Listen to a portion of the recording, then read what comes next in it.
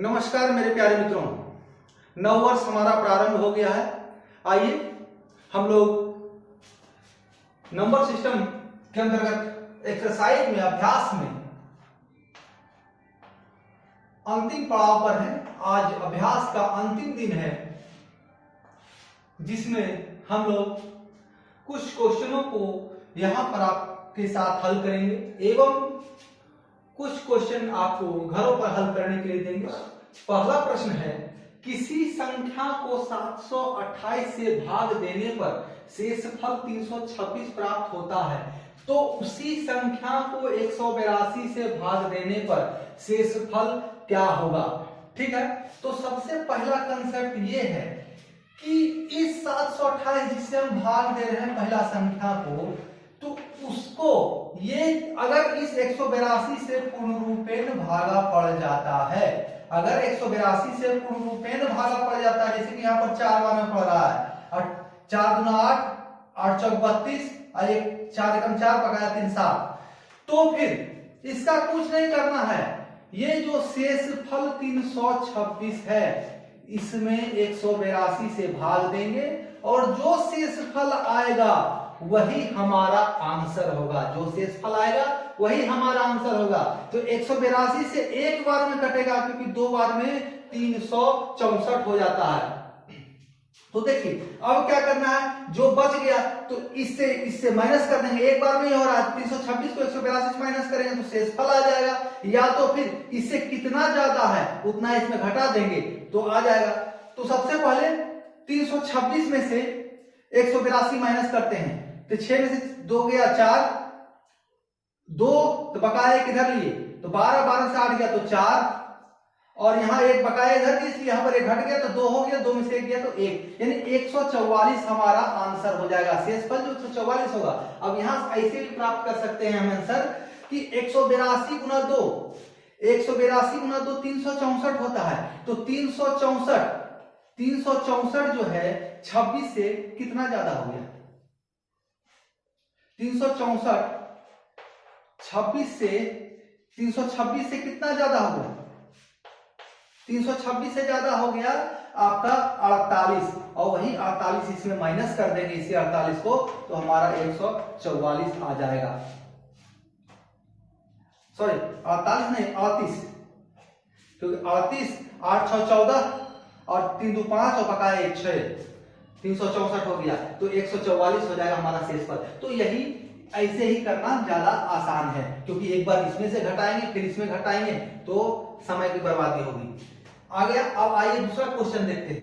दूसरा क्वेश्चन है, किसी संख्या को 144 से भाग देने पर शेषफल 37 प्राप्त होता है, तो फिर उसी संख्या को 37 से भाग देने पर शेषफल क्या आएगा। चलिए अब आप सोच रहे होंगे कि 37 से 37 को भाग देते हैं शेषफल 0, तो ऐसा नहीं है मेरे प्यारे मित्रों। थोड़ा सा कॉमन सेंस लगाने वाली बात है, जैसे कि मैंने पिछला क्वेश्चन में कहा था, अगर इस संख्या से ये संख्या विभाजित हो जाता है तब शेषफल में इस संख्या से भाग देंगे, जो शेषफल आएगा वही हमारा आंसर होगा। लेकिन क्या 144 को 37 डिवाइड कर पाएगा? नहीं, कभी भी नहीं। क्यों? क्योंकि देखिए 6 बार में 180, चलिए 4, ये लास्ट में 4 कौन सा अंक ला सकता है? यहां पर 2 रहेगा तभी 4 आएगा, 2 रहेगा तभी 7 गुना 14, 7 3 21, 7 चौक 28, 7 5 35, 7 6 42, 7 7 49, 7 8 56, 7 9 63, 7 9 70। केवल 2 ही ऐसा है जो कि 7 में गुना करेगा तो 4 आएगा। तो 37 दूनी 74, तो 74 तो है नहीं, 144 है, इसलिए ये होगा नहीं। चलिए ये भाग नहीं हो रहा है, तो फिर हमें क्या करना है? 2 तरीके से इसको हल कर सकते हैं। हम इसको यहां से भाग दे दें, सबसे पहले इसको भाग दे देते हैं, तो 4 बार में, तो 4 बार में नहीं होगा, 37 दूनी 74 और 74 दूनी 148, तो 148 4 बार में विभाजित नहीं हो पा रहा, तो 37 तिहाई 3 बार में, तो 3 बार, तो 7 3 बार में क्या होगा, 7 तिहाई 21 और 3 तिहाई 9 दूनी 11, मेरे प्यारे मित्रों, अगर 37 का पहाड़ा हम याद करके रखेंगे तो 37 तिहाई 111 डायरेक्ट हम बोल सकते हैं। तो 111 यहाँ है कितना, यहाँ पर है कितना 144, तो बच गया कितना 111 में से 144 घटाएंगे तो 33 आ जाएगा शेषफल। अब यहाँ जो शेषफल है इसको इसमें से जोड़ देते हैं 37 भागा 37, तो ये खत्म हो जाएगा, बच जाएगा हमारा क्या शेषफल 33 हो जाएगा हमारा आंसर। अब नहीं, ऐसा नहीं करना चाहते हैं हम, तो डायरेक्ट इस 144 में इस शेषफल 37 को जोड़ देंगे। किसी संख्या को कहा जा रहा है ना, किसी संख्या को, तो किसी संख्या को 144 से भाग देंगे और शेषफल हमारा 37 प्राप्त होगा। किसी संख्या 144 और प्लस एक बार भागफल एक मान के हम चलते हैं, तो 144 गुना 1 144 और शेषफल प्लस 37, तो हमारा भाज्य निकल जाएगा। लेकिन ये चेक करना है, एक यहाँ पर भागफल तभी रखेंगे, एक बार इसको तभी गुना करेंगे जब एक बार में ही 37 से अधिक हो जाए। तो 100 अक्सर ऐसे प्रश्न में एक से ही मल्टीप्लाई करना होता है, एक से ही मल्टीप्लाई करना होता है। तो 144 गुना 1 144 और प्लस 37, तो क्या आ गया, और भागा में दूसरा क्या भागा देना, किससे भागा देना 37 से, तो 7 4 11 और 4 3 7, 7 और 1 8, बकाया बचा था इसका 7 4 11 का, उसके 3 यहां तो खत्म हो गया, यहां पर कुछ नहीं, 0 है, 181 और भागा में 37।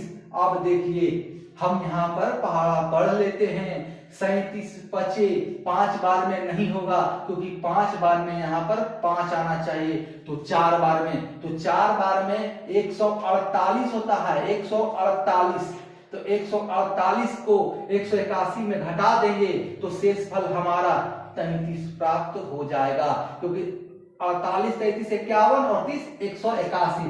देखिए यहाँ पर भी हमें 33 प्राप्त हुआ, यहाँ पर भी हमें 33 प्राप्त हुआ। जैसे आपको सुविधा होता है वैसे आप बनाइए।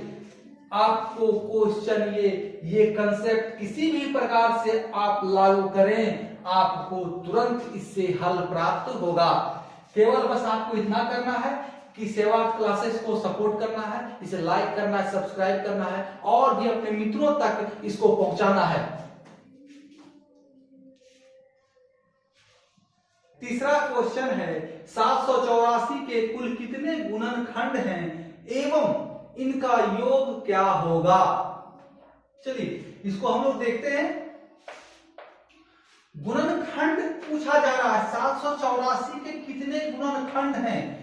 तो मैंने जब गुणनखंड का चैप्टर आपको पढ़ाया था तब आपको बताया था मैं कि सबसे पहले इसका जो है ब्लड रिपोर्ट जांच होता है कि नहीं, डॉक्टर के पास जाइएगा ब्लड रिपोर्ट बोलेगा, तो उसी तरह 784 का जांच करना है। इसके अभाज्य गुणनखंड कौन कौन से हैं, अभाज्य गुणनखंड, चलिए तो हम देखते हैं।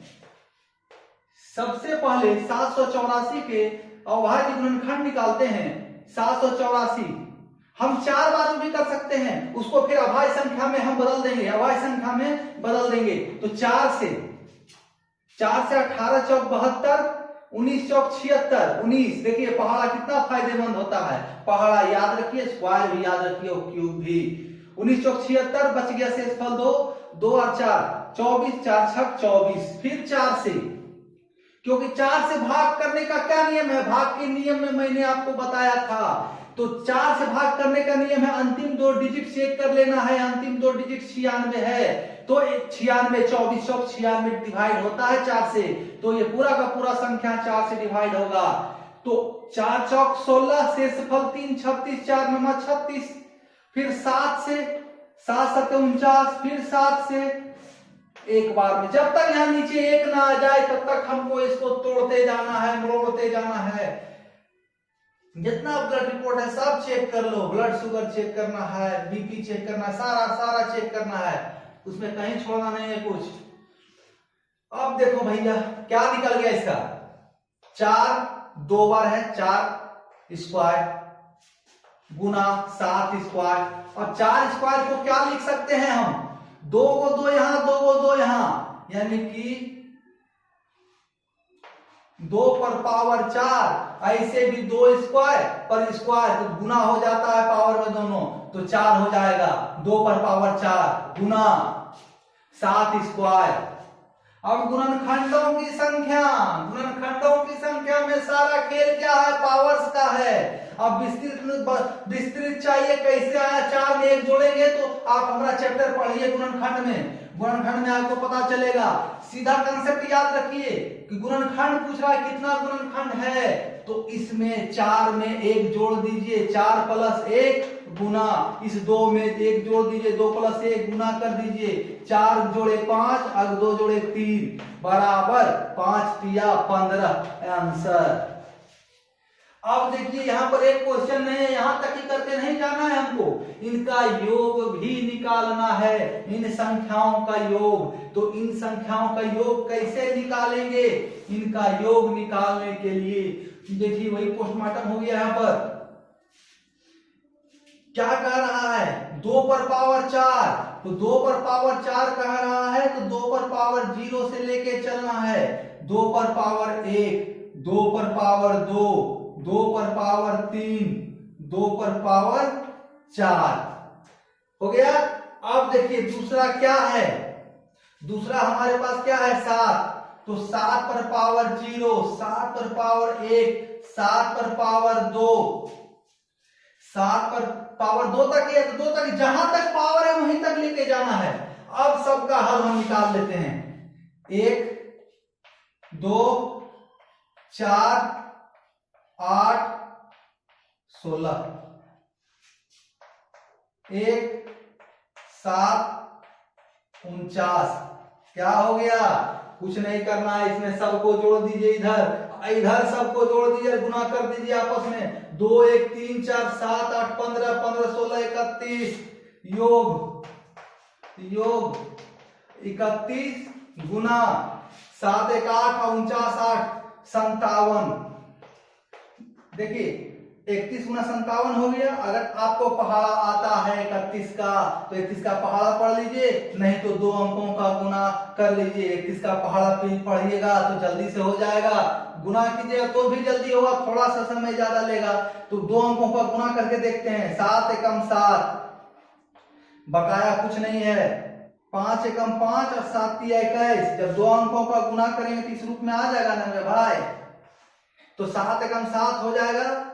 ये हो गया 7 तिया 21, 5 एकम 5, इसलिए कह रहे थे 7 तिया 21 और 5 एकम 5, 21 5 26, 26 का 6, शेष फल हमारा 2 हो गया, बकाया 2।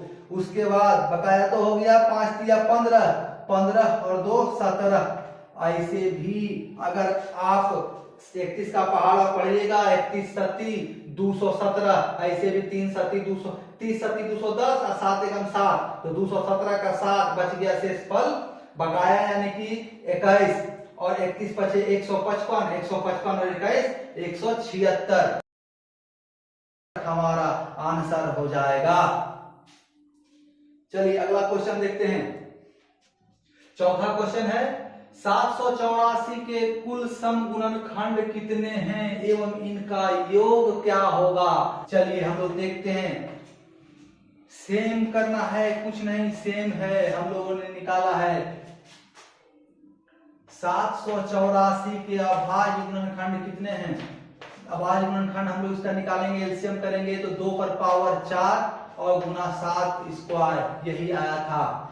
अब हमको सम गुणनखंड इसमें जानना है, तो सम गुणनखंड जानने के लिए हमको सम संख्या पहले देखना पड़ेगा।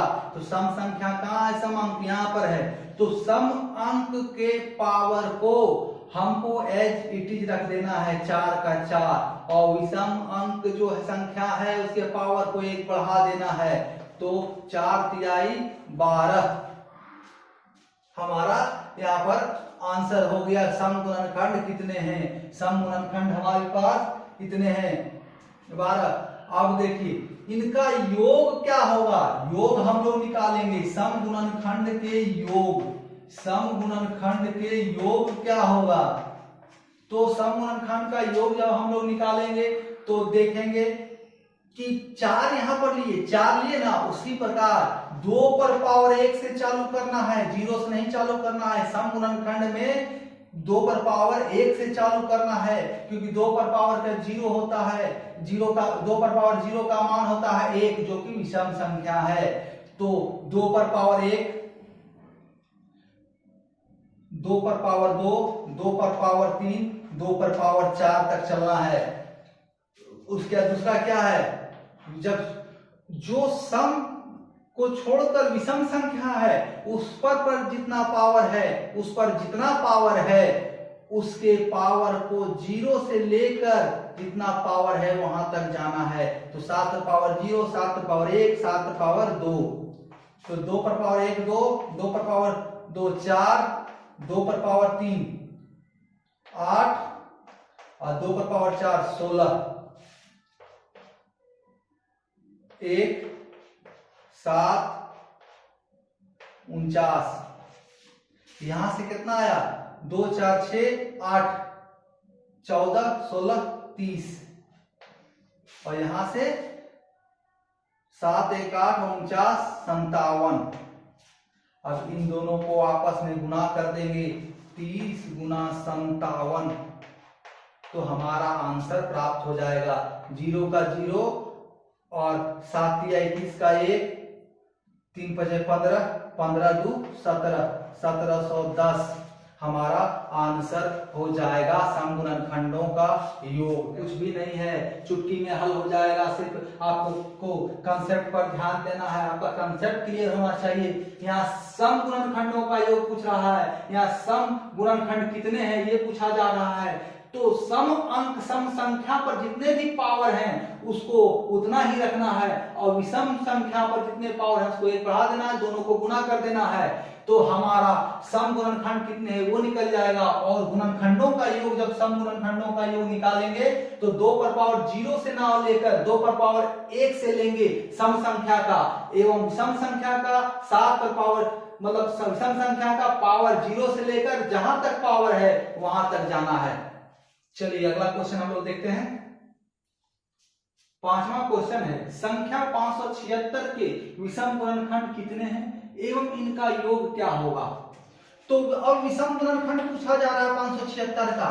तो सबसे पहले हम 576 का अभाज्य गुणनखंड हम देख लेंगे। कितने अभाज्य गुणनखंड हैं 576 के। तो 576 4 से डिवाइड हो रहा है, तो 14 चौका 56, 4 चौक 16, फिर 4 से 4 तिया 12, 4 छक 24,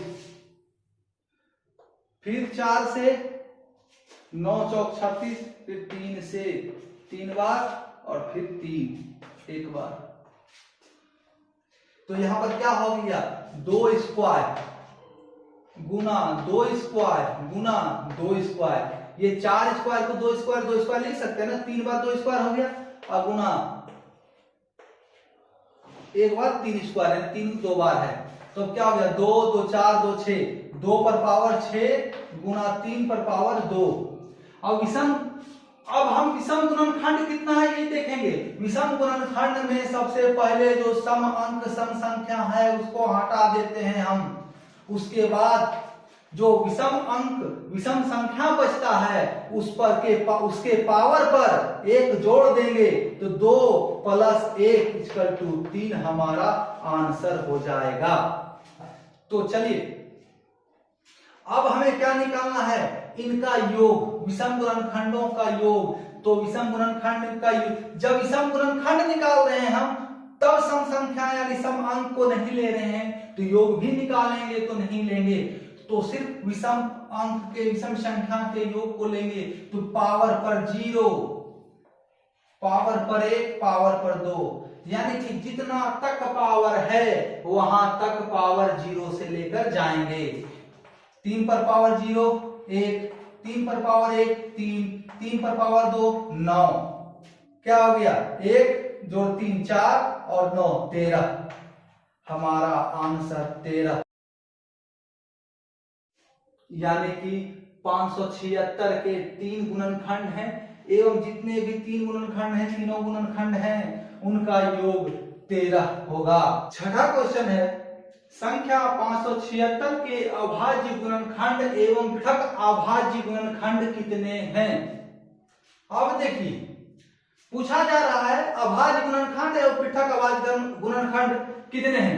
तो सबसे पहले 576 का हम लोग अभाज्य गुणनखंड कितने हैं, कौन कौन से अभाज्य गुणनखंड है ये निकाल लेते हैं। हम लोग एलसीएम निकालते हैं सबसे पहले 576 के। तो 576 के निकाल रहे हैं हम तो 4 से, तो 4 14 चौका 56 बच गया शेषफल 1, 4 चौक 16, फिर 4 से 36 चौका 144, फिर देखिए 36 का पहाड़ा याद था तो हम 36 चौका 144 कर दिए, फिर 4 से 9 चौक 36, फिर 3 से 3 बार, फिर 3 से 1 बार। अब देखिए क्या आ गया, 2 2 बार 2 2 बार 2 2 बार 2, यानी कि 2 2 4 2 6, 6 पर 2 पर पावर 6 गुना 3 पर पावर 2। अब अभाज्य गुणनखंड जहां पूछे, अभाज्य गुणनखंड देखिए गुणनखंड से संबंधित प्रश्नों में सारा खेल पावर्स का होता है, सारा खेल पावर्स का। तो अभाज्य गुणनखंड जहां पूछे कितना है तो दोनों पावर को हम जोड़ देंगे, 6 2 8, 6 बार 2 और 2 बार 3, 6 2 8, हमारा आंसर इसका यही हो जाएगा अभाज्य गुणनखंड।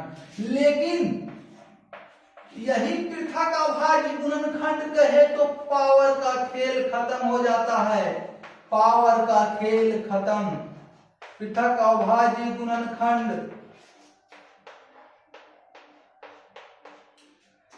कितना गुणनखंड अभाज्य गुणनखंड हम निकाले हैं, 1 और 1 2, ये जो दोनों संख्या है ना जिस पर पावर है उन्हीं की गिनती पृथक अभाज्य गुणनखंड हमें बताता है।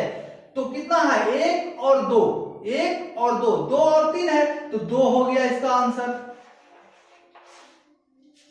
कितना ही आसान है, इसमें जरा सा भी टेंशन नहीं लेना है, सिर्फ सेवात क्लासेस को फॉलो करते जाइए और मैथ्स को चुटकियों में हल करते जाइए। चलिए अगला प्रश्न हम लोग लेंगे, 7वां क्वेश्चन है, संख्या 576 के पूर्ण वर्ग गुणनखंड एवं पूर्ण घन गुणनखंड कितने हैं। अब पूछा जा रहा है पूर्ण वर्ग गुणनखंड एवं पूर्ण घन गुणनखंड कितने हैं। तो 576 के सबसे पहले गुणनखंड कितने हैं, 576 का अभाज्य गुणनखंड कितना है, तो 2 पर पावर 6 गुना 3 पर पावर 2, जैसा कि हमने पिछले क्वेश्चनों में भी देखा है। तो आइए सबसे पहले हम लोग वर्ग निकालते हैं, वर्ग पूर्ण वर्ग गुणनखंड निकालेंगे हम लोग। तो सबसे पहले यहां पर लेंगे कितना, 2 को है तो 2 पर पावर 0, 6 तक पावर है तो 0 से 6 तक 2 पर पावर 1, 2 पर पावर 2, 2 पर पावर 3, 2 पर पावर 4, 2 पर पावर 5, 2 पर पावर 6। दूसरा क्या है, 3 स्क्वायर है तो 3 पर पावर 0 से लेकर 3 पर पावर 2 तक। अब देखिए हम इसको मुजवानी भी बता सकते थे कि 2 पर पावर 6 2 3 पर पावर 2 में कितना पूर्ण वर्ग गुणनखंड है। सबसे पहला 2 पर पावर 0, फिर 2 पर पावर 2, फिर 2 पर पावर 4, फिर 2 पर पावर 6, और इसमें 3 में 3 पर पावर 0, 3 पर पावर 2। पूर्ण वर्ग गुणनखंड वही है जिसका पावर 2 है, 2 का मल्टीपल है। तो कितना जगह है, और 0 तो सर्वमान्य है, 0 पूर्ण घन भी है, पूर्ण वर्ग भी है, इस पर जितना पावर आप जितना पर भी पावर लगा लीजिए सारा का सारा है, क्योंकि 2 पर पावर 0 का मतलब होता है 1, और 1 पर 1 लाख पावर लगा दीजिए वही 1 होता है, इसलिए वो 2 पर पावर 0 घन में भी चलता है और स्क्वायर में भी चलता है, एवं अन्य जितना में भी ले लीजिए पावर में उतना में चलेगा। चलिए तो कितना हो गया, सबसे पहला ये 1, ये दूसरा, ये तीसरा, ये चौथा, और यहां पर पहला ये दूसरा, यानी कि कितना हो गया, 1 2 3 4 गुना 1 2 2 बराबर 4 गुना 2 8 हमारा आंसर हो गया। पूर्ण वर्ग गुणनखंड ये निकला। अब पूर्ण घन गुणनखंड की बारी है। पूर्ण घन गुणनखंड क्या होगा, तो पूर्ण घन गुणनखंड में हमको क्या देखना है, जो घन मतलब तीन या तीन का मल्टीपल हो और 0 तो सर्वमान्य है। तो यहाँ पर घन गुणनखंड कितना हो गया, 1, ये 2 और ये तीसरा, और यहाँ पर कौन सा है, केवल और केवल यही, केवल और केवल 3 पर पावर 0। तो आइए इधर 2 से हमको 3 मिला, 3, और यहाँ 3 से हमको केवल 1 मिला, ये 3 पर पावर 0, 1 के बराबर 3 हमारा आंसर हो जाएगा। कुछ नहीं करना है, पूर्ण घन गुणनखंड में 2 या 2 का मल्टीपल देखना है और 0 तो रहेगा ही, और घन गुणनखंड में 0 तो रहेगा ही और 3 का मल्टीपल देखना है या 3 देखना है, और आंसर हमें प्राप्त हो जाएगा। तो कुछ क्वेश्चन हम आपको हल करने के लिए दे रहे हैं, जिसे आप अपने घरों पर हल करें। मेरे प्यारे मित्रों, आपको 2 क्वेश्चन दिया है, दूसरा क्वेश्चन में जी तक क्वेश्चन दिया है, ठीक है, 8 क्वेश्चन। तो आइए पहला क्वेश्चन है, किसी संख्या को 1244 से भाग देने पर शेषफल 728 आता हो तो उसे 284 से भाग देने पर शेषफल क्या आएगा। दूसरा क्वेश्चन है, संख्या 1244 का निम्न उल्लिखित हल करें। तो निम्न उल्लिखित हल क्या है, कुल गुणनखंड 1244 का कुल गुणनखंड एवं इनका योग निकालें। दूसरा है बी में है सम गुणनखंड एवं इसका योग निकालें, यानी सम गुणनखंड निकालें और सम गुणनखंड का योग निकालें। सी में है विषम गुणनखंड निकालें एवं विषम गुणनखंड का योग निकालें, यानी किसका योग निकालें। डी में है अभाज्य गुणनखंड एवं पृथक अभाज्य गुणनखंड क्या है, डी है, ई है। एफ में है पूर्ण वर्ग एवं पूर्ण घन गुणनखंड क्या होगा, ये निकालें। उसके बाद जी में है गुणनखंडों का गुणनफल निकालें। चलिए आप इतने प्रश्नों का हल करें एवं इसका आंसर आप कमेंट बॉक्स में दें। अगर आपसे इन प्रश्नों का हल नहीं होता हो, अगर कोई कठिनाई आ रही हो तो हमें इसके बारे में बताएं, हम आपको इसका सॉल्यूशन, इसका हल और अच्छी तरह से आपको समझाने का प्रयास करेंगे ताकि आपको समझ में आ सके।